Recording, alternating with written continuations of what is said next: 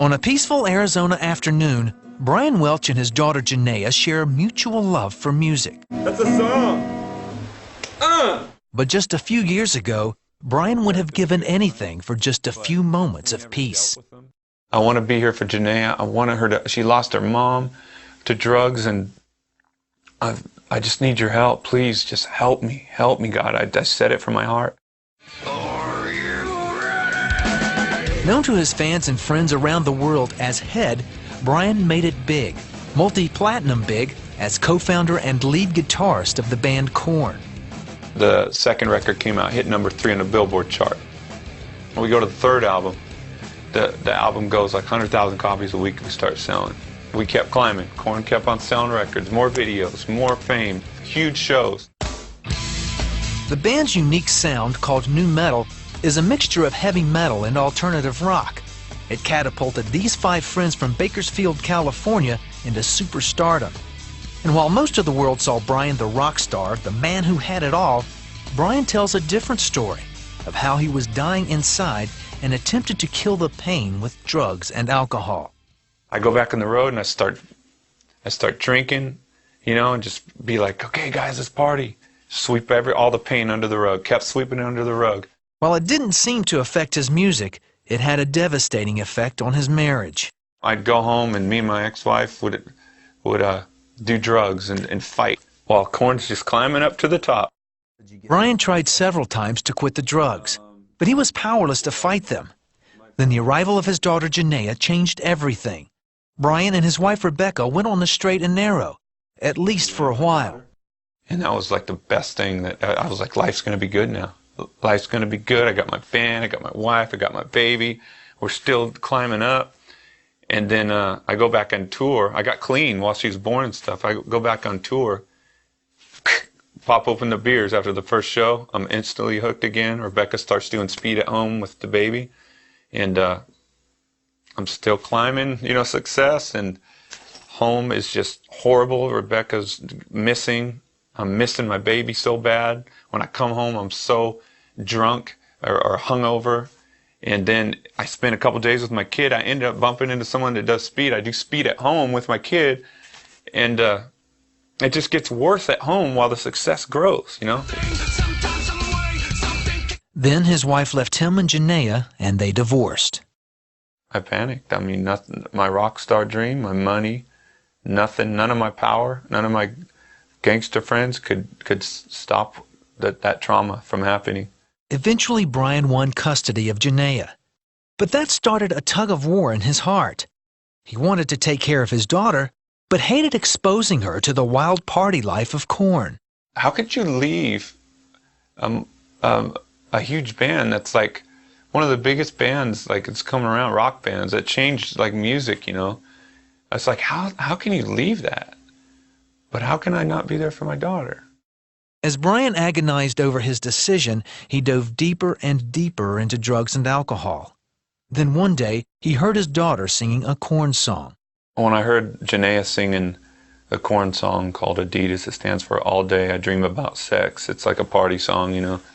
And when she sang that, you know, she didn't know what she was singing, but it was like, well, what am I doing to my kid, you know? I felt like a loser, the biggest loser in the world. And that's when, around the time when I was having those thoughts, you know, I'm no good for this kid, you know. During that time, Brian went into real estate with 2 partners who happened to be Christians. They never troubled Brian with their faith until... At one point, you reached out to them. What happened? What made you reach out to them? And because you knew they were Christians. They actually reached out to me. Through an email, Brian told his partners how his life was falling apart. One of them replied with a verse from the Bible. "Come to me, all you who are weary, and I will give you rest." And I was like, could Jesus be real? I was thinking that in my mind. Is this guy not just a goody-goody? Could there really be a God? And is he calling me? And I was like, I looked up that scripture and I wanted it to be true. Eventually, Brian went to church with him. So we went to the service and the music came on and all these people went up to the front, started praying, and I was like, this place is weird. But I was drawn. I felt something going on. He said, does anybody want to receive Christ? And I did it for myself. I was like, and I said the prayer, went home, rolled up a $100 bill, laid out a big line of speed, snorted it, and said, I remember it perfectly too. I was clear. And I said, Lord, if you're real like that guy says, please take these drugs from me. I can't quit. I want to do them, but I want to stop. Brian snorted speed and read the Bible for a week, searching for answers. Then one day, and I felt this peaceful presence, and I started shaking a little bit, and I got goosebumps everywhere. And the first thing I felt was, I love you. And I was like, Father, I was frozen. I said, Father. I was like, this is God. And then it went away, but it was so real. It took over the high.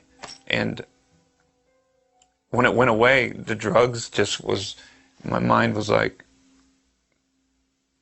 that was just drugs or something. That wasn't real. That wasn't God.